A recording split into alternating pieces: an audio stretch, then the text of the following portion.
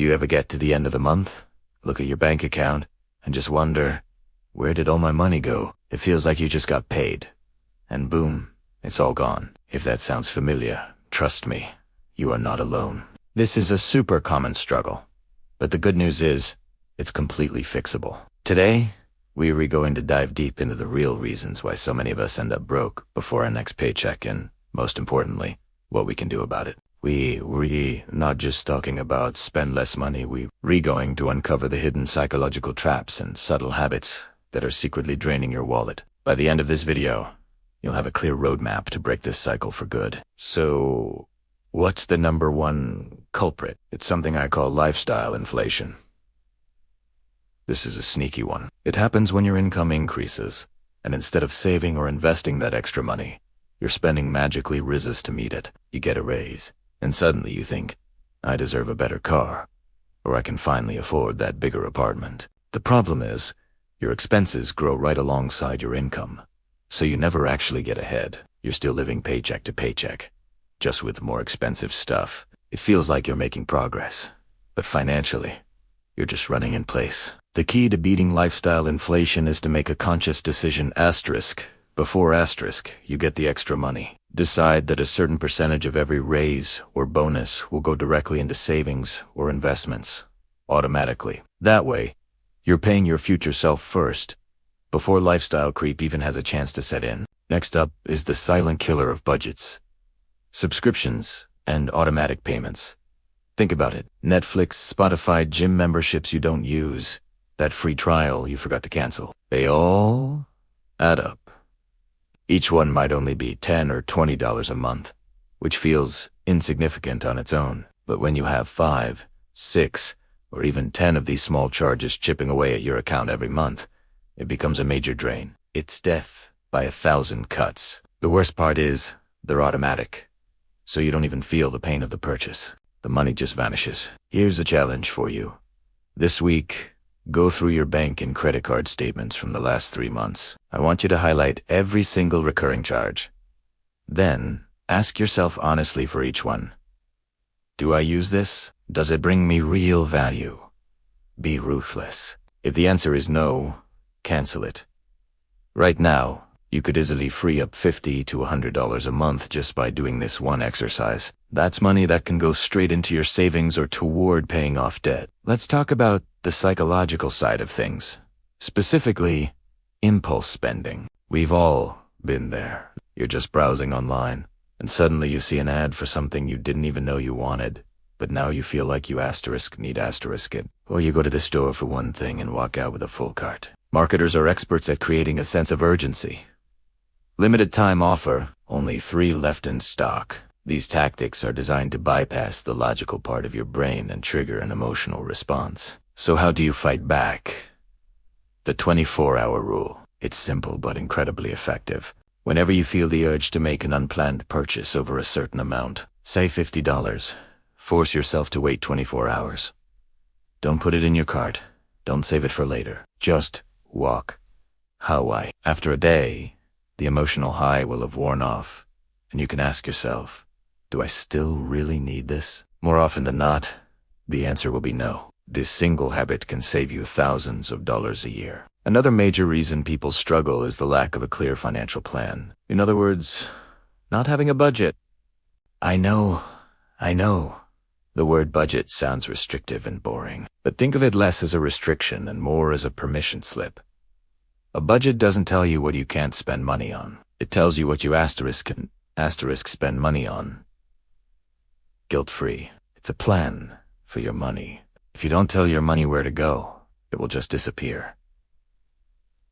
There's so many ways to budget. You can use an app, a simple spreadsheet, or even the envelope system where you use cash for different spending categories. A popular and easy method to start with is the 50-30-20th rule. 50% of your after-tax income goes to needs, things like rent, utilities, and groceries. 30% goes to one's dining out, hobbies, entertainment, and the crucial 20% goes directly to savings and debt repayment. The specific percentages can be adjusted for your life, but the principle is what matters.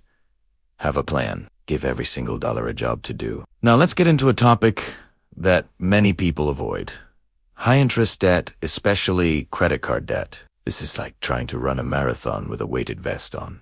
The interest rates on credit cards are so high that if you're only making the minimum payments, you're barely touching the principal balance. You're mostly just paying interest, which means you're giving free money to the credit card company every single month. It's a trap designed to keep you in debt for years, sometimes even decades. If you have credit card debt, making it your absolute top priority to pay it off is the single best financial move you can make. The return on your investment is whatever your interest rate is, often 20% or more.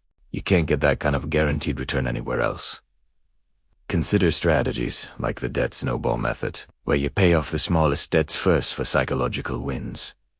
Or the debt avalanche method, where you tackle the highest interest debts first to save the most money. Whatever you choose, get aggressive and get that debt out of your life. Have you ever heard the phrase, keeping up with the Joneses? This is about social pressure and comparison, and it's a huge driver of overspending, especially in the age of social media. You scroll through your feed and see friends on lavish vacations, buying new cars, wearing designer clothes. It's easy to feel like you're falling behind, that you need to spend to keep up and project an image of success. But here's the truth. You're comparing your real life to someone else's highlight reel. You don't see their debt, their financial stress, or the sacrifices they might be making behind the scenes. Chasing someone else's lifestyle is the fastest way to ruin your own finances. The solution is to define what success and happiness mean to you, not to your Instagram followers. Unfollow accounts that make you feel bad about your own life or tempt you to spend. Focus on your own goals. Maybe for you, financial freedom is more important than a new handbag. Maybe traveling without debt is more important than a fancy car payment. Get clear on your own values and let them guide your spending. Finally, a huge but often overlooked reason for being broke is not having an emergency fund. Life is unpredictable. Your car breaks down. Your pet gets sick. You have an unexpected medical bill. If you don't have a stash of cash set aside for these exact moments, what happens? You're forced to put it on a credit card. Or worse, take out a high-interest loan. And just like that, you're back in the debt cycle. An emergency fund is your financial safety net. It's what separates a minor inconvenience from a full-blown financial crisis. Most experts recommend having 3 to 6 months' worth of essential living expenses saved in a high-yield savings account. That might sound like a huge, impossible number right now, but you don't have to get there overnight. Start small. Aim to save your first $1,000. Set up an automatic transfer from your checking to your savings account every payday, even if it's just $25 or $50. The key is to start and be consistent. Once you have that $1,000 buffer, you'll feel a sense of security you've never felt before.